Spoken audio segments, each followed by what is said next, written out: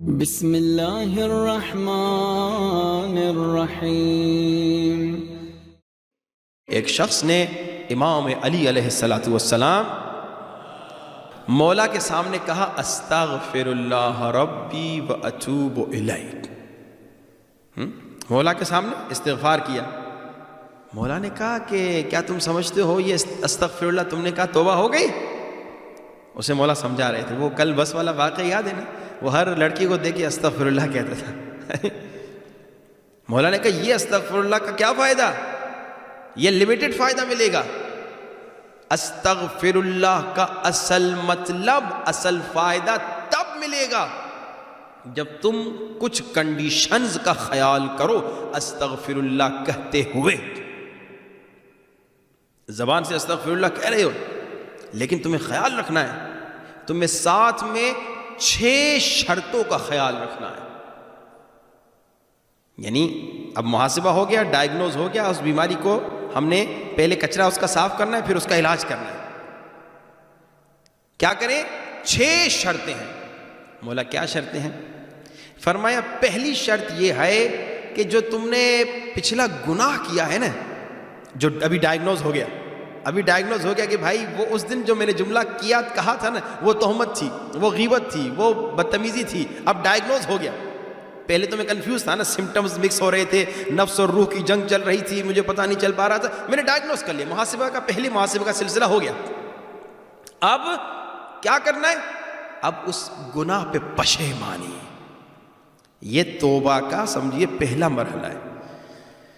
کاش وہ جملہ نہ کہتا، کاش وہ بات نہ کہتا، کاش یہ غلط کام نہ کرتا، یہ بہت ضروری ہے۔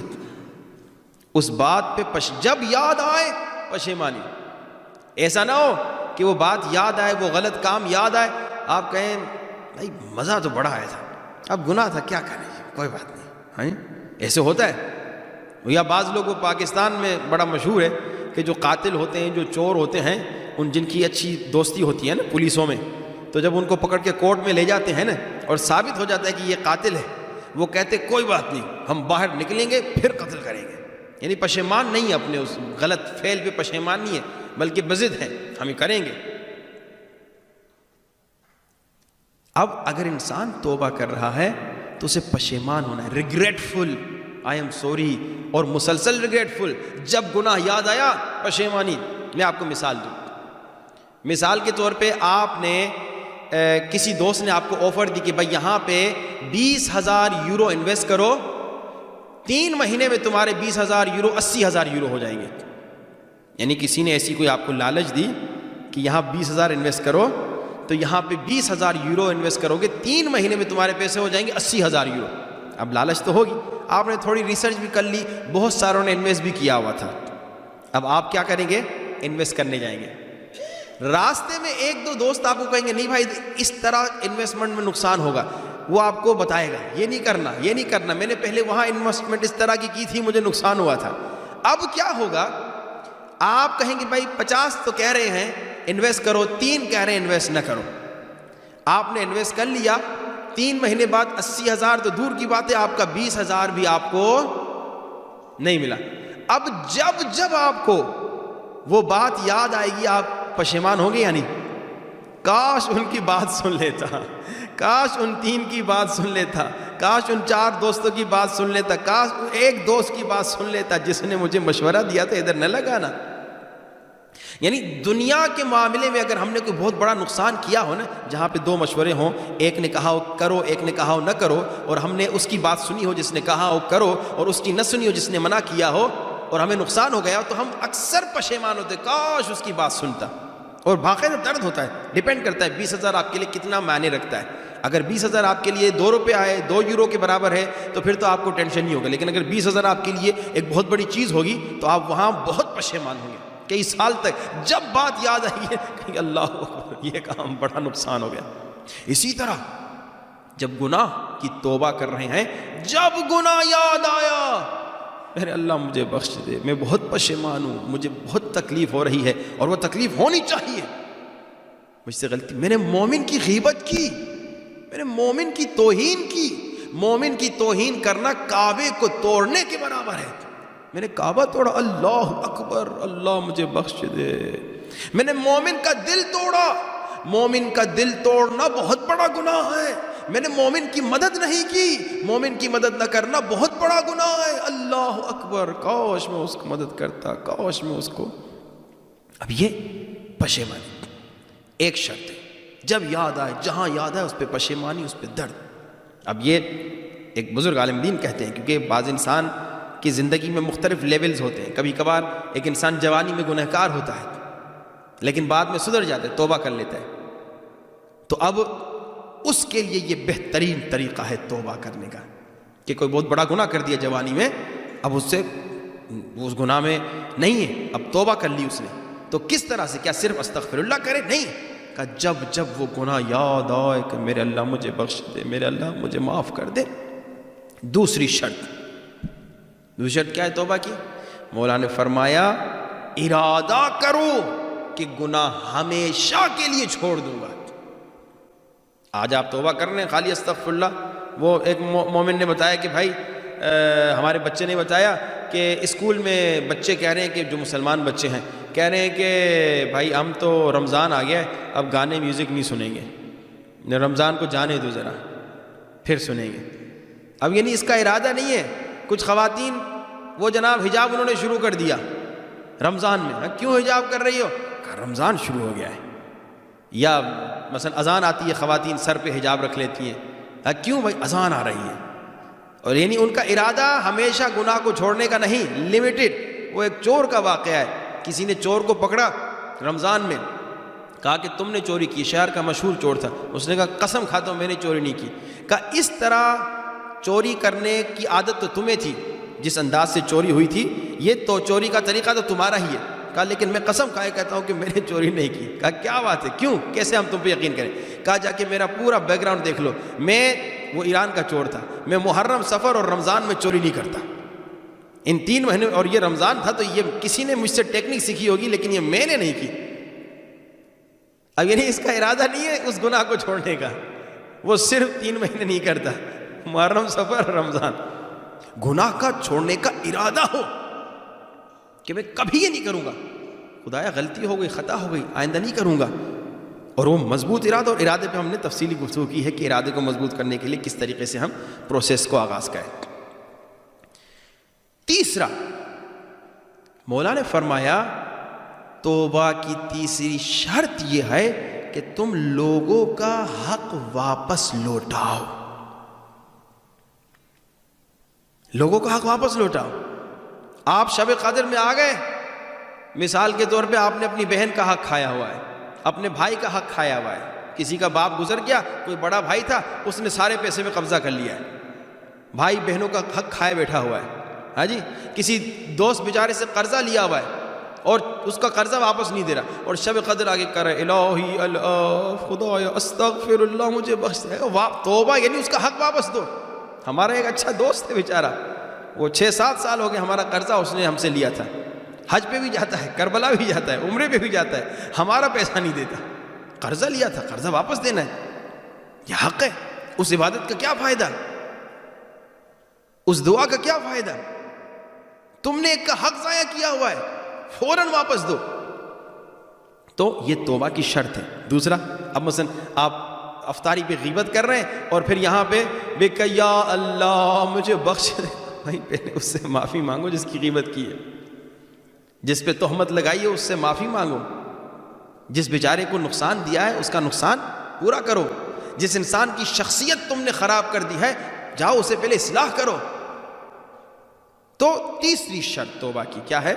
پہلی شرط کہ پشیمان ہو، دوسری شرط کہ انسان مضبوط ارادے کے ساتھ ہو، اور تیسری شرط کیا ہے کہ لوگوں کے حقوق کو ادا کرے، جس کو تکلیف دی ہے، جس کے ساتھ ظلم کیا ہے، جس اور ایک عالم دین بتاتے ہیں، کہتے ہیں میں بچہ تھا، مجھے نہیں معلوم تھا کہ کسی اور کا حق کھانا اتنا بڑا گناہ ہے، کہا میں بچپنے میں بالغ بھی نہیں تھا، کہا میں نے ایک باغ کے سیب کھائے تھے، لوگ چلے جاتے باغ میں سیب کھا لیتے، جو بھی ملتا ہے کھا لیتے بغیر پوچھے، کہا جب میں بڑا ہوا، جب میں عالم ہوا، جب مجھے پتا چلا کہ کسی کا حق کھانا بالغ ہونے سے پہلے بھی، گرچہ اس وقت گناہ نہیں ہوتا، لیکن اتنا وہ خطرناک ہوتا ہے. تو کہتا ہے میں بڑا ہونے کے بعد، عالم ہونے کے بعد اس باغ والے کو ڈھونڈنے نکلا.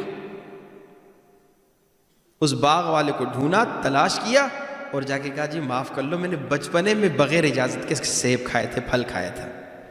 دیکھیے ہم لوگ اب ہمارا حال کیا ہے. ہم سمجھتے ہیں توبہ اتنے آسان ہے. نہیں، اس ایک سے معاف. جس کی پینسل میں نے توڑ دی تھی بچپنے میں اسکول میں، جس کو کیا نام ہے میں نے دھکا دیا تھا بچپنے میں اسکول میں، جس کے بیگ کو میں نے پھاڑ دیا تھا بچپنے میں اسکول میں، سب سے معافی مانگنی ہے. مولانا آپ کیوں کام خراب کر رہے ہیں؟ میں کہاں اس کو ڈھونڈوں گا؟ نہیں ملتا. رد مظالم دو، اس کی طرف سے صدقہ دو، اس کے لیے دعا پڑھو جیسے غیبت کا ہم نے جواب دیا تھا. نہیں ملتا، آپ یہ طریقہ کریں کہ بھائی کوئی اس کے لیے دعا پڑھ لیں، رد مظالم دے دیں یا اس کی طرف سے صدقہ دیں تاکہ وہ ازالہ ہو اس کا. توبہ کرنا ہے، توبہ مذاق تھوڑی ہے. البتہ مشکل بھی نہیں، یہ سارے کام میں ابھی جیسے آپ کو بیان کر رہا ہوں اتنے مشکل بھی نہیں. ارادہ کر لو میں نہیں کروں گا، پشیمان رہو، لوگوں کا حق ادا کرو، اس میں کیا مسئلہ. ایک مرتبہ آپ نے حق ادا کرنا ہے، اس کے بعد احتیاط کرنا ہے. کیونکہ ہم یہی کہہ رہے ہیں ابھی یہ توبہ ہوگی، فل صاف ہو جائیں گے، پھر اس کے بعد جو بیماریاں بہت مضبوط ہو چکی ہیں، بہت بڑی ہو چکی ہیں، ان کو ختم کرنے کے لیے پورا پروسیس جو ہے اس پہ گفتگو ہونی ہے. لیکن پہلے کچرا تو نکالنا ہے نا. اب توبہ کرنی، اس میں بہت احتیاط کریں، بہت احتیاط کریں. کسی کا حق غلطی سے بھی نہ کھائیں. اور حق صرف پیسہ نہیں ہوتا. جب آپ غیبت کرتے ہیں وہ اس کا حق آپ کھا رہے ہیں، اس کی توہین کر رہے ہیں، اس کو تحقیر اور اس کو ذلیل کر رہے ہیں، اس کو قتل کر رہے ہیں. آپ کے امام بارگاہ میں کوئی قاتل ہوگا؟ آپ کسی ایسے مومن کو جانتے ہیں جو قاتل ہو؟ میرے خیال میں نہیں ہوگا. شریف لوگ ہیں، لیکن ہر وہ انسان جو غیبت کرتا ہے وہ قاتل ہے.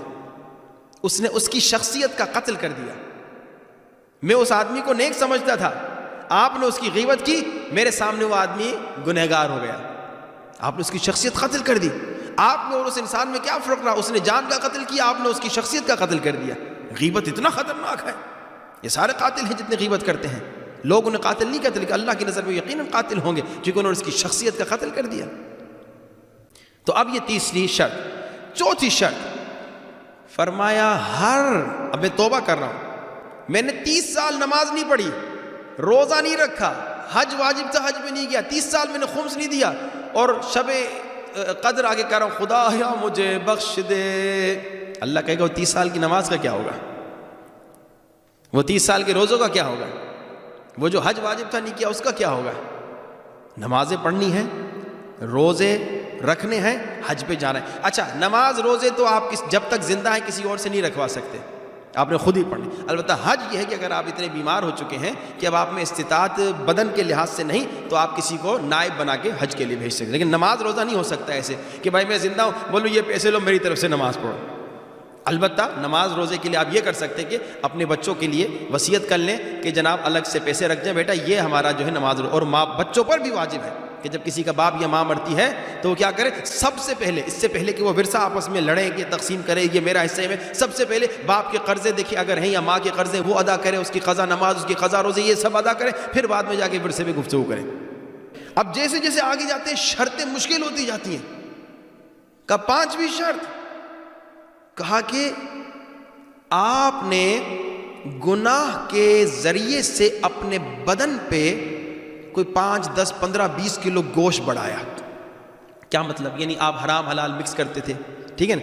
15-20 سال آپ کا رزق مکس تھا، حلال حرام مکس تھا یا تھا ہی حرام. اب اس 15-20 سال میں آپ کا وزن ہو گیا ہے، پہلے آپ 60 کلو تھے اب آپ 100 کلو ہو گئے. یہ 40 کلو جو ایکسٹرا بڑھا ہے نا اس حرام کے ذریعے سے، اس سب کو کم کرنا ہے. بہترین ڈائٹ ہے توبہ، بہترین ڈائٹ ہے. اگر حقیقت میں توبہ کرنی ہے صحیح بات بھائی 40 آپ نے کلو وزن اپنے بدن پہ بڑھایا ہے حرام کے ذریعے سے، وہ کم کرنا ہے، اسے گلانا ہے. یہ بہت آسان کام نہیں ہے، بہت مشکل کام ہے. اور 6ٹھی شرط اور بھی مشکل، اور وہ کیا ہے؟ وہ یہ ہے کہ جتنے سال تم نے بدن کو حرام سے لگژری لائف دی ہے نا، یعنی حرام لذتیں دی ہیں، حرام مزے دی ہیں، اتنے سال اپنے بدن کو عبادت کی سختی چکھاؤ. مولانا صاحب پھر تو دیکھیے ہم تو کہتے تھے عبادت سخت ہے، اب آپ نے بھی کہہ دیا. ہاں عبادت سخت ہے اس کے لیے جسے عبادت کا مزہ نہیں ملا. جو گنہگار انسان ہے اسے عبادت میں کیا مزہ آئے گا؟ عبادت میں مزہ تو اسے آئے گا، میں پھر بتاؤں، جم کی اکثر میں مثال دیتا ہوں, وہ جو ڈیلی جم جاتا ہے نا, اگر وہ ایک دن جم نہ جائے تو اسے مزہ نہیں آتا, کہتے ہیں آج ایک چیز کم ہے, اور وہاں جا کے وہ 50 100 150 کلو جتنی بھی اس کی طاقت ہوتی ہے وہ وزن اٹھاتے اور اسے اس میں مزہ آتا ہے.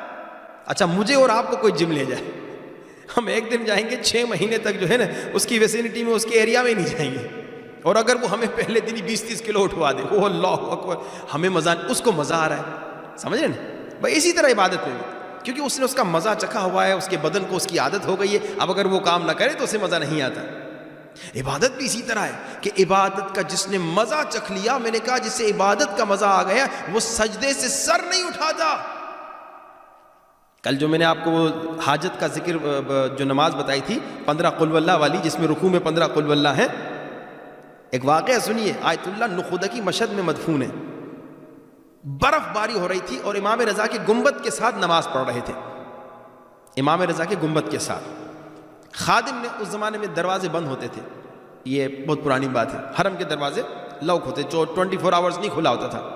خادم نے آ کے وہ رکھا, کیا نام ہے, جو ہیٹر ہوتا تھا چھوٹا سا, کہ مولانا صاحب جناب جب نماز پڑھ لیں گے تو ہیٹر تھوڑا سا جلا لیں گے, وہ برف باری ہو رہی ہے تو تھوڑا خود کو گرم رکھیں گے, باہر نماز پڑھ رہے ہیں. کیونکہ جیسے میں نے کہا کہ چھت کے نیچے نماز پڑھنے کے علاوہ بعض نمازیں ایسی ہوتی ہیں جو آسمان کے نیچے پڑھنے کی ہوتی ہیں, جیسے یہ کل والی نماز بھی یہی تھی کہ وہ کھلے آسمان کے نیچے پڑھنی ہوتی ہے. کہتے ہیں کہ میں چلا گیا, تقریباً رات کے 12-1 بج رہے تھے.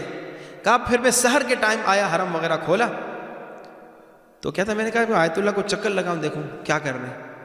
کہا آیت اللہ جب سے میں گیا تھا تب سے رکوع میں تھے. کیسے پتا چلا, کوئی کیمرہ رکھے گیا تھا؟ کہا نہیں. کہا ان کی پیٹھ پہ آدھا میٹر برف جمع ہو گئی تھی.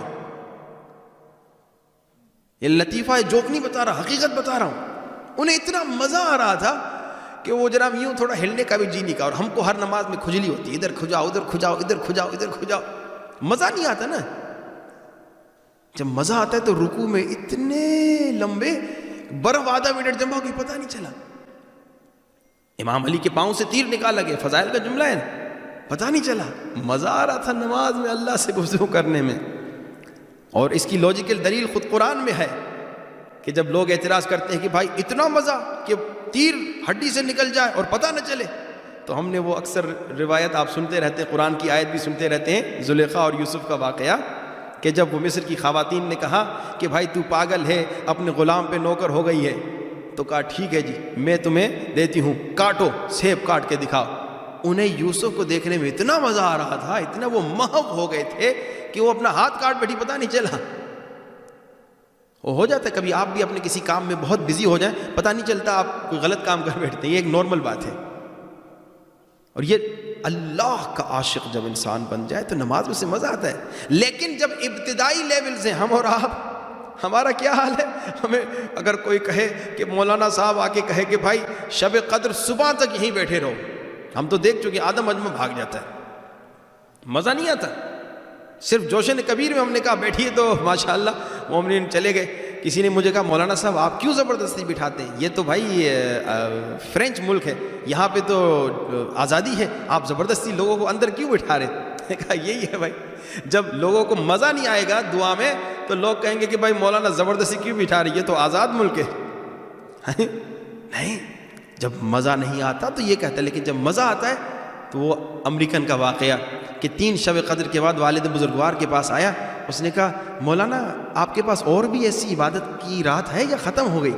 بابا نے کہا ختم ہو گئی. کہا مجھے بڑا جی چاہ رہا ہے اور بھی. یہ پہلے کافر تھا پوری زندگی, امریکن, تازہ مسلمان ہوا تھا, اور جب اس نے اسپریچولیٹی کو دیکھا اسے اتنا مزہ آیا, اتنا مزہ آیا, کہہ رہا تھا کاش ایوری نائٹ یہ عبادت ہوتی. آپ کو نہیں مزہ آتا, آپ کہتے ہو 3 راتیں, وہ بھی آپ کہتے ہیں مولانا ویری فاسٹ ویری فاسٹ. آج مصائب لمبا نہیں کیجیے گا مولانا, آج بس 20 منٹس میں بکا یا اللہ فاسٹ. پچھلے مولانا تو بہت تیز تھے, آپ اتنا آہستہ کیوں, کیونکہ مزہ نہیں آتا. تو یہاں پہ چھٹی شرط کیا ہے, چھٹی شرط یہ ہے کہ اے انسان اپنے بدن کو جتنے سال, 2 سال 3 سال 4 سال تم نے لگژری, حرام لذت دی ہے, تو تم اتنے سال اتنا عرصہ اپنے بدن کو عبادت کی سختی چکھاؤ. مثلا گرم دنوں میں تم روزہ نہیں رکھتے تھے, فار ایگزامپل گرمی ہے میں روزہ نہیں رکھوں گا, اب پاکستان ہندوستان کی گرمی میں جا کے لمبے دنوں میں روزہ رکھو تاکہ تمہیں وہ احساس ہو, سمجھے نا, یہ عبادت کی سختی چکھاؤ. یہاں تک ہماری گفتگو پہنچی ہے بلند ترین صلوات. اب سنیے مولا کیا فرماتے ہیں.